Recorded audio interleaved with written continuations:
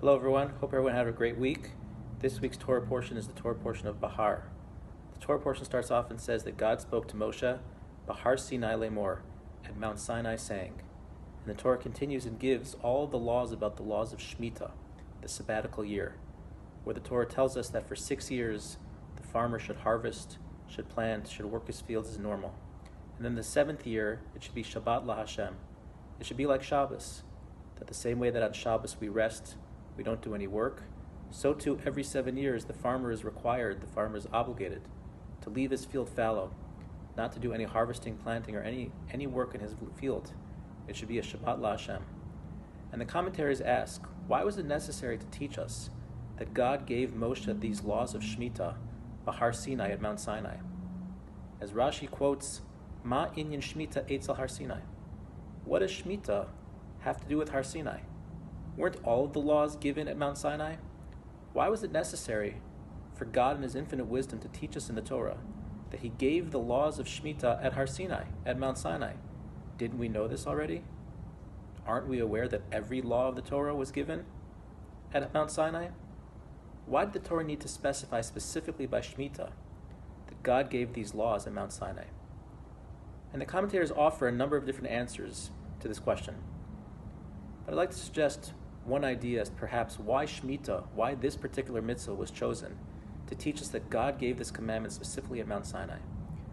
And I believe that the message and the theme of Shemitah really encompasses every single mitzvah, every single commandment in the Torah.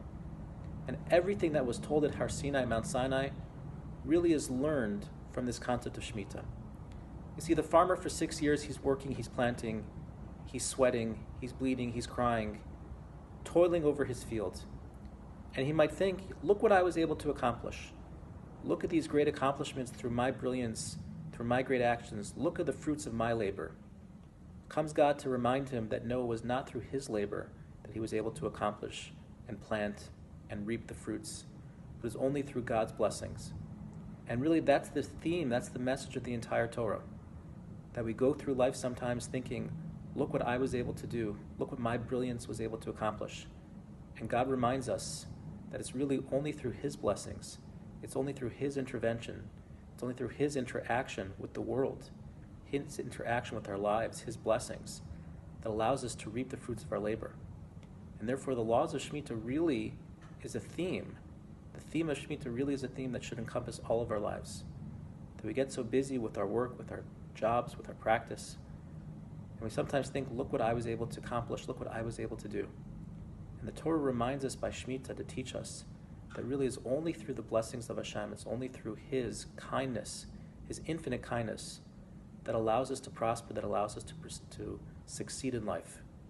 We should all be blessed to recognize God's hand in our life, to be able, as we are harvesting the fruits of our labor, the fruits of our work, we should stop every Shabbos and remind ourselves it's truly through the blessing of Hashem, the kindness of Hashem, that I'm able to have all of these wonderful bounty and wonderful blessings in my life.